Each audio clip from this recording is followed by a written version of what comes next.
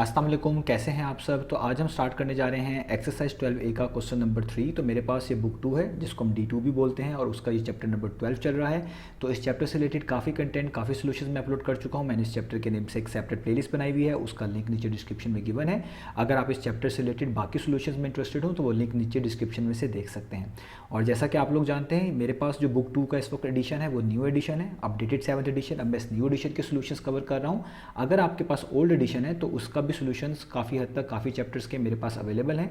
वो मेरे चैनल के प्लेलिस्ट सेक्शंस में आपको मिल जाएगा। आप मेरा ये चैनल विजिट करें, उसमें जहाँ पे प्लेलिस्ट है उस पर क्लिक करेंगे तो आपको ओल्ड एडिशन के सोल्यूशंस भी और जो न्यू एडिशन के सोल्यूशंस हैं ये दोनों एक ही जगह पर मिल जाएंगे। तो इस न्यू एडिशन के सोल्यूशंस मैं सेपरेट प्लेलिस्ट में कवर कर रहा हूँ, ओल्ड एडिशन के सोल्यूशंस सेपरेट प्लेलिस्ट पे मेरे चैनल पर अवेलेबल है, वो आप देख सकते हैं। तो आइए अब स्टार्ट कर लेते हैं क्वेश्चन नंबर 3 को। इसकी स्टेटमेंट रीड करते हैं, इसको समझते हैं और सॉल्व करते हैं। तो यहाँ पे लिखा हुआ है the figure shows an empty hall. तो आपको नीचे एक फिगर नजर आ रही है जो कि बेसिकली एम्प्टी हॉल की है, खाली हॉल की है, इसमें कुछ भी नहीं है। Without taking into consideration the thickness of the walls and the roofs. तो उन्होंने क्वेश्चन ही में आपको बता दिया है कि इनकी जो वॉल्स है, इस हॉल की जो वॉल्स हैं, यानी ये राइट पे जो वॉल नजर आ रही है, लेफ्ट पे भी होगी अगर आप इसको इमेजिन कर लें, और इसकी जो छत है, जो इसकी रूफ है, इनकी थिकनेस पे आपको कोई इशू नहीं है, इनकी थिकनेस को आपने कंसिडर नहीं करना है। तो उन्होंने क्वेश्चन ही में इस चीज़ को उन्होंने कह दिया है कि आपने वॉल्स की भी और इस हॉल की रूफ की थिकनेस को कंसिडर नहीं करना, यानी हमें उससे कोई लेना देना नहीं है। वो कितनी डायमेंशंस हैं, वो ज़्यादा हैं कम है, हमें उसको कोई भी कंसिडर करने की ज़रूरत नहीं है। आगे लिखा हुआ है find the air space in the hall. तो वो कह रहे हैं इस हॉल में जितनी एयर स्पेस है, यानी कितना खाली है, वो फाइंड आउट करके दिखाएं। यानी इसमें कितनी जगह है कि एयर भरी हुई है, यानी एयर भरे होने का मतलब है, एयर स्पेस का मतलब होना है खाली होना, ये कितना खाली है। तो जब भी किसी चीज़ की स्पेस के बारे में बात होती है, किसी चीज़ की कैपेसिटी के बारे में बात होती है, वहाँ पे हमेशा उससे मीनिंग लिया जाता है कि वहाँ पे वॉल्यूम निकाल के दिखाना है। तो अगर आपसे कहा जा रहा है कि इसकी एयर स्पेस निकालें तो आपसे यही पूछा जा रहा है कितना खाली है, इसमें कितनी जगह है। तो जितना ये खाली है उतनी ही इसमें एयर स्पेस है, तो उतनी ही इसकी कैपेसिटी है। जो खाली होगा जितना, इसका मतलब है उसमें कितनी जगह खाली है, कितनी जगह खाली होने का मतलब है उसमें कोई चीज़ कितनी कंटेन कर सकती है, उसकी कितनी कैपेसिटी है। तो आपको बेसिकली इसकी कैपेसिटी ही निकालनी है और कैपेसिटी का मतलब है इसका वॉल्यूम ही निकाल के दिखाना है। तो अगर आप इस हॉल का वॉल्यूम निकाल लेते हैं तो बेसिकली आपने इस हॉल के अंदर जो एयर स्पेस मौजूद है, जितना ये खाली है, वही आपने फाइंड आउट कर लिया है। तो एक चीज़ तो क्लियर हो गई, आपको हॉल गिवन है, इसकी थिकनेस को कंसिडर नहीं करना है, आपने बस इस शेप को पहचानना है और इसका वॉल्यूम निकाल देना है। इसका वॉल्यूम निकालने से आपको इसकी ऑटोमेटिकली इसकी एयर स्पेस के बारे में पता चल जाएगा। तो आइए अब इसके सोल्यूशन को स्टार्ट कर लेते हैं।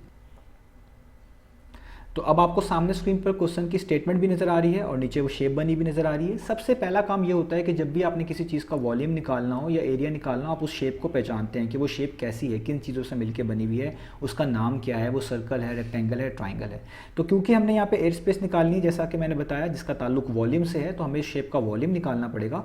तो हमें पहले पता होना चाहिए ये शेप क्या है। तो ये शेप बेसिकली एक प्रिज्म है और प्रिज्म के बारे में मैंने सेपरेट वीडियो भी कवर की हुई है, पिछले क्वेश्चन में सब मैं बताता आ रहा हूँ। प्रिज्म एक ऐसी शेप होती है, एक ऐसी सॉलिड शेप है, एक ऐसी थ्री डायमेंशनल शेप आप कह लें, ये भी कह सकते हैं, जिसमें कुछ खूबियाँ होती हैं। अगर आप वो खूबियाँ किसी शेप में देखें, आपने उसको प्रिज्म कह देना है।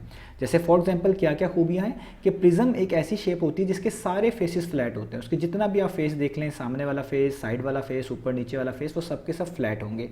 फ्लैट का मतलब ये भी होता है कि पॉलीगॉन हो। पॉलीगॉन क्या होते हैं? Triangles, rectangles, pentagon, hexagon. तो अगर आपको कोई भी शेप ऐसी नज़र आए जिसके सारे के सारे फेस फ्लैट हों, या ऐसा कह सकते हैं उसके फेसेस के अंदर रेक्टेंगल्स, आपको ट्राइंगल्स वगैरह नज़र आ रहे हों फेसेस के तौर पे, तो एक कंडीशन पूरी हो जाती है कि प्रिज्म की, कि उसके अंदर फ्लैट फेसेस तो मौजूद हैं। दूसरी खूबी इसके अंदर क्या होती है, जो कि सबसे इंपॉर्टेंट होती है, कि जब भी आप किसी प्रिज्म को देखेंगे उसके अंदर आपको दो फेस ऐसे नजर आएंगे जो बिल्कुल एक जैसे होंगे। और एक फेस आमने हो सकता है, दूसरा पीछे हो सकता है, एक फेस राइट पे हो सकता है, दूसरा लेफ्ट हो सकता है, कहीं पे भी हो सकते हैं, लेकिन होंगे दोनों सेम, आइडेंटिकल होंगे। और उन दोनों में दरमियान में गैप भी होगा और बिल्कुल साथ नहीं जुड़े होंगे, एक दूसरे के पैरेलल होंगे, एक दूसरे को टच नहीं कर रहे होंगे। जैसे आप सोचें कि जैसा इसका ये फ्रंट वाला फेस है, जिसको आप पेंटागन भी कह सकते हैं क्योंकि इसके 5 कॉर्नर्स हैं, इसी तरह का सेम फेस इसके बैक पे भी मौजूद है। मैं उसको यहाँ पे ड्रॉ कर लेता हूँ। तो आप देखें, ये मैं डॉटेड लाइन से ड्रॉ कर रहा हूँ, इसका बिल्कुल पीछे भी ऐसा ही फेस मौजूद होगा।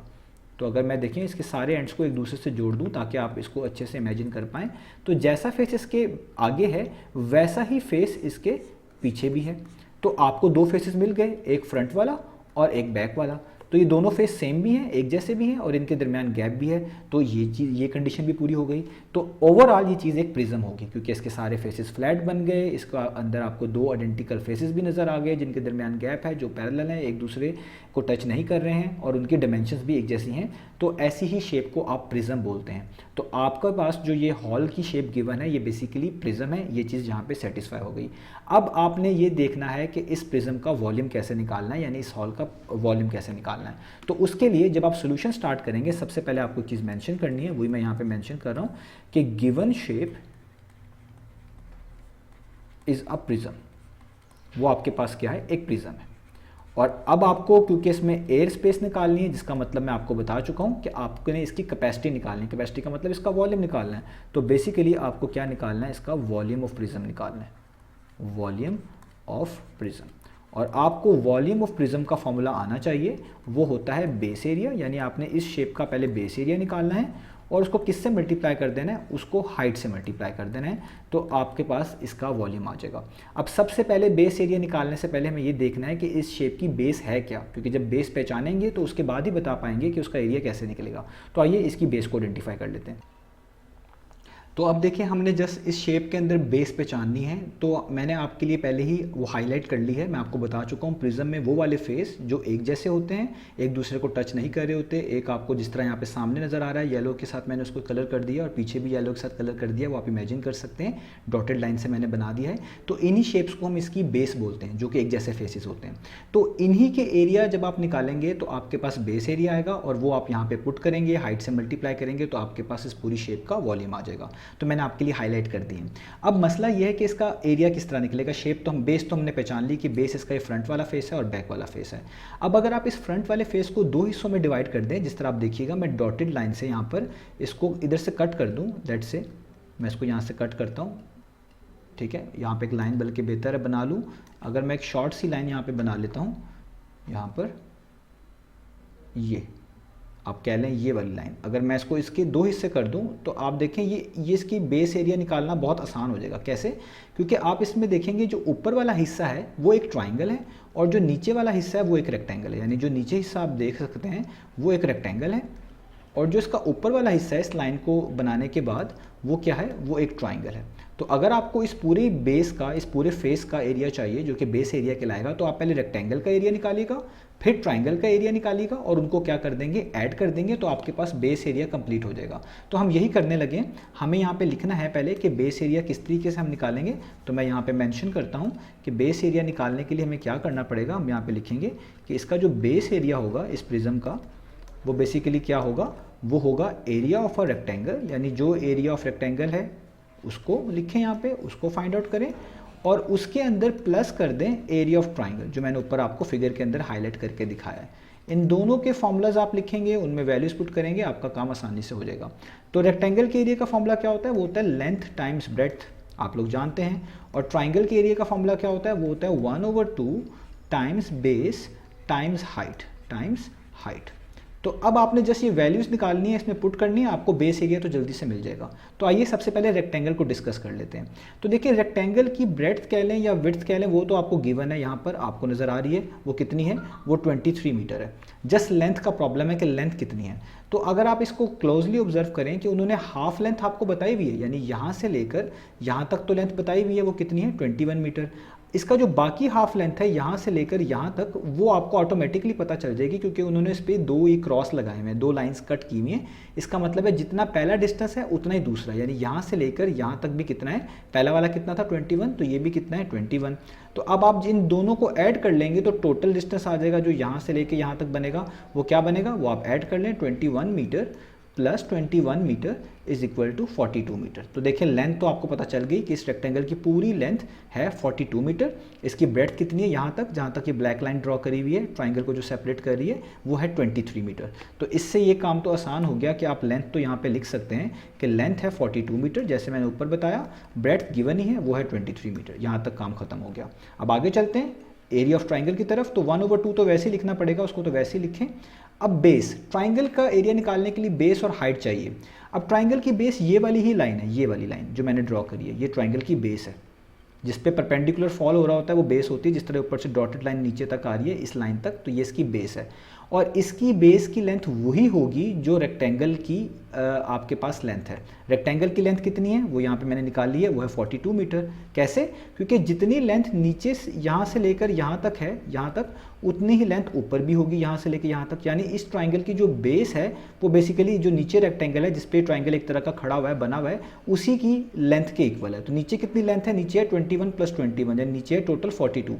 तो जितनी नीचे है ऊपर भी उतनी होगी, यानी ट्राइंगल की बेस तो आपको पता चल गई, वो उतनी ही होगी जितनी नीचे वाले रेक्टेंगल की लेंथ है, क्योंकि उसी के ऊपर तो वो स्टैंड कर रहा है। तो इसका मतलब बेस तो पता चल गई, वो कितनी होगी? 42। अब जस्ट प्रॉब्लम रह गया हाइट का, कि इस ट्राइंगल की हाइट कितनी है। अब देखिए मैं यहाँ पे आपको सेपरेटली बना के भी दिखाता हूँ कि लेट्स से ऊपर वाला ट्राइंगल इस तरह का बना हुआ है, इस तरह का ऊपर का ट्राइंगल है। तो ट्राइंगल की हाइट होगी यहाँ से लेके यहाँ तक, बस यहाँ तक हाइट होगी। अब हमें इस क्वेश्चन में आप देख सकते हैं यहाँ पे लिखा हुआ है 38 मीटर। ये क्या बताया हुआ है? ये उन्होंने बताया हुआ है नीचे तक, जहाँ तक रेक्टेंगल जा रहा है यहाँ तक, ठीक है। तो आपने क्या करना है, आपको जस्ट ऊपर यहाँ से लेकर यहाँ तक चाहिए। तो आप देखें कि टोटल लेंथ कितनी है। टोटल लेंथ जो है ऊपर से लेकर नीचे तक जो क्वेश्चन में गिवन है वो कितनी है? वो है 38 मीटर। और यहाँ से लेकर यहाँ तक भी गिवन है, ये कितनी है? ये है 23 मीटर। तो अगर आपको जस्ट ऊपर वाली चाहिए तो आप क्या करेंगे, टोटल में से यानी 38 मीटर में से इस नीचे वाली लेंथ को माइनस कर देंगे। तो जो चीज़ माइनस कर देंगे तो सिर्फ क्या बचेगी? ऊपर वाली बचेगी। कहाँ तक? यहाँ तक। तो ये 38 में से जब आप 23 मीटर माइनस करेंगे तो आपके पास जस्ट बचेगी 15 मीटर। इसका मतलब इस ट्राइंगल की जो ये हाइट है, ये वाली, ये इसकी हाइट कहलाएगी। ये भी आपको पता चल गई, ये कितनी होगी? ये 15 मीटर होगी, क्योंकि आपने किस तरह माइनस किया? टोटल लेंथ को जो ऊपर से लेके नीचे तक क्वेश्चन में गिवन थी 38 मीटर, इसमें से माइनस करवा दी इस रेक्टेंगल की नीचे वाली, ये जो विड्थ कह लें आप, थी 23 मीटर। तो जो बची वो ऊपर वाली बची। ऊपर वाली क्या चीज़ थी? वो ट्राइंगल की हाइट थी। तो हमें हाइट पता चल गई 15 मीटर। तो आप यहाँ पे हाइट के अंदर लिख सकते हैं 15।